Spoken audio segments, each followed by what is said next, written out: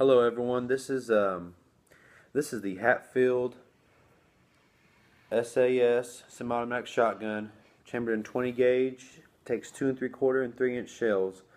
And in this video, I'm going to show y'all on how to disassemble and reassemble this shotgun, because I've looked on the internet and I cannot find a single video for this specific shotgun on how to disassemble or reassemble.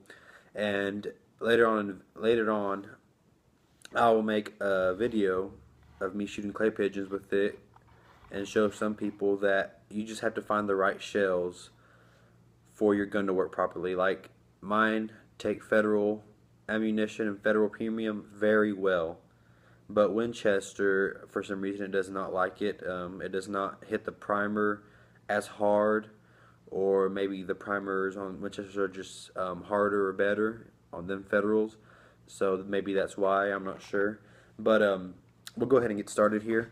And the thing to do here is what I do is I'll go ahead and check the bottom right here in this magazine tube, make sure I can see my that stopper right there, and make sure there's no shells in there. And next I will push this button right here. I'm not sure what this button is called. I'm sorry, I'm not a professional, I'm just trying to help. This right here, and I'll push this button and it'll lock the bolt. And once the bolt is locked, then you will check inside and make sure there's no shells. Of course there's none. Keep it on safety. And then you will take this cap at the end of the stock, and then you'll just go ahead and screw it all the way off, and that's it. You just put this to the side, and then you'll take off this fore end and leave it to the side, and then you will take off this barrel. Just go ahead and just pull it off and just leave that one over here, and you can clean it with a brush, with a wire brush, and then you can have a mop with it, clean it. And this right here, I call it the gas ring, but I'm not sure what the technical term for this part is called. I just call it the gas ring. But this right here, this is what makes everything work for the bolt and all this. This is what makes everything work. It kicks back that bolt and everything. And in some cases, some 12 gauges and some 20 gauges, they come with 2 of them. And this one right here, this shotgun, it only came with 1. But maybe it's just a happy medium to the heavy and light load gas rings. I'm not sure, but it works, and that's all it came with, so it's fine with me. And then you will take off this sleeve right here that moves up and down. All it is a sleeve, and right there. Oh, excuse me. Now everything is off of this magazine tube. It's just a naked magazine tube, and that's it. Okay, now you will push this release button while holding the charging handle on this bolt, and make sure it doesn't fling out. So you will just push this and just guide it out, and then you push this back just lightly right here, and then you'll just take out this charging handle. Sometimes it's a little difficult, but usually it's not. Okay, right there, just barely. And then after that, your bolts will just slide right out. Now there's your upper part of your bolt, and there's your lower part. This right here is just hinged on, so you don't have to worry about losing it or anything. I've cleaned this gun pre-handedly. I just wanted to show you how to disassemble and reassemble it. So this right here is good. And now you can see this pin right here. We'll take out this trigger. You hit that pin out, and this pin is ambidextrous, so you can hit it out either way. And I like just to hit it out through the right side. I don't know. I'm not sure why. Just cause. And then I just lightly tap that with the Phillips head screwdriver. Just barely tap it. Make sure don't tap it hard to where it scratches or cracks the receiver or the stock. And then you'll have to take some pliers, just pinch it. Comes right out. Super easy. And now, for this trigger group to come out fully, you will have to push this release button again. And then the way mine works is you push it, bring out that front end right there. Right, see that, how it kind of goes this? And then that's it. That's all that happens right there.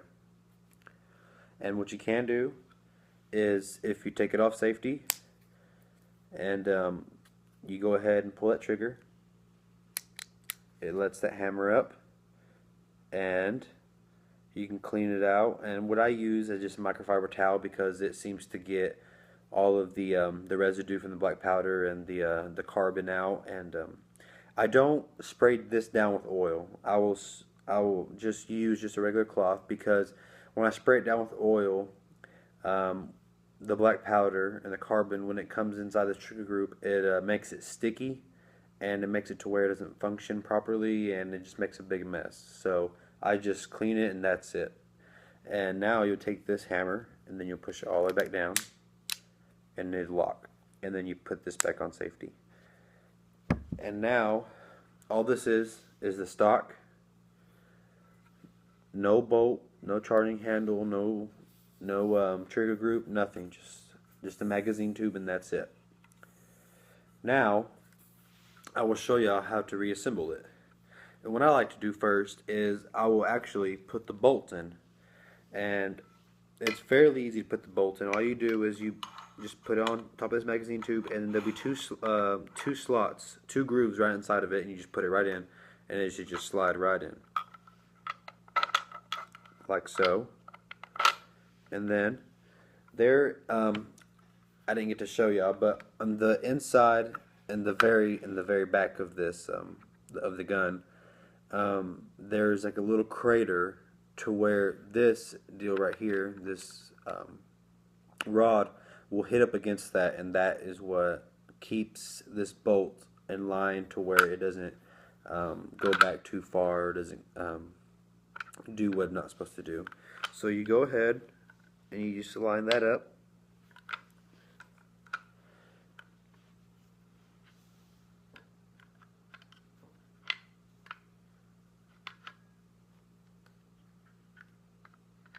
Okay. Now I have that rod up against that crater, and what I do next is I'll push down this bolt, and then I'll take this charging handle and make sure that dip is facing away, facing towards the barrel, and then that right there just slides right in, and that's it. And your bolt should slide like this. Now you will take this trigger group and you put it back in just how you took it back out. Front end first, like so, and then put the back in. But make sure to push the release button first before you put it all back in, because you will not be able to put it back in without the release button. And then you will take your pin,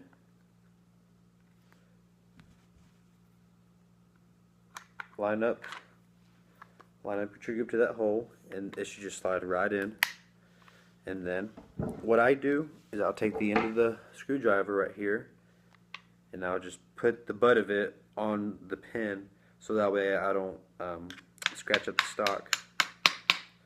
And that's it. Now your trigger group is installed.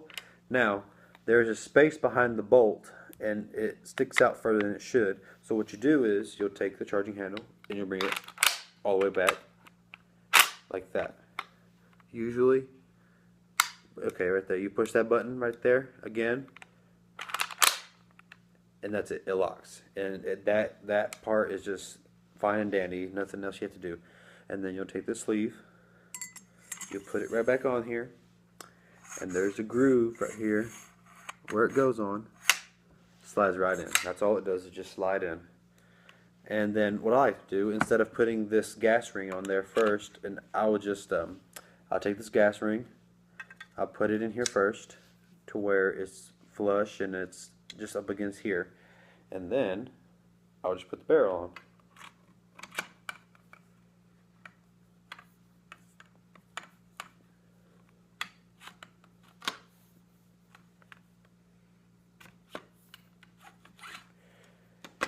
All the way down, to where the barrel meets the receiver all the way down. Make sure there's no space in between it.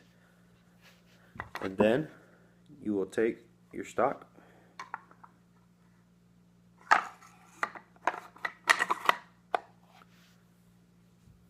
then you will take your cap,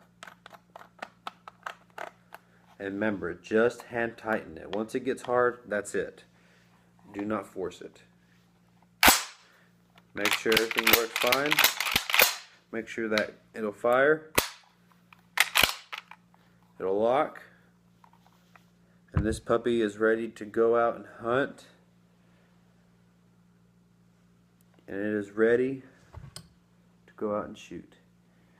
And thank you guys very much for watching this video. I hope I helped somebody in some kind of way. The 12 gauge is the exact same thing. I have a buddy that he actually has a 12 gauge in the exact same model, the exact same looking camo and everything. The only thing is his 12 gauge, and we love them. We both shoot federal premium and federal ammunition out of them, and they seem to just function perfectly. And you know, for what you pay for, what we paid for ours was $250, and I mean, you can't beat that.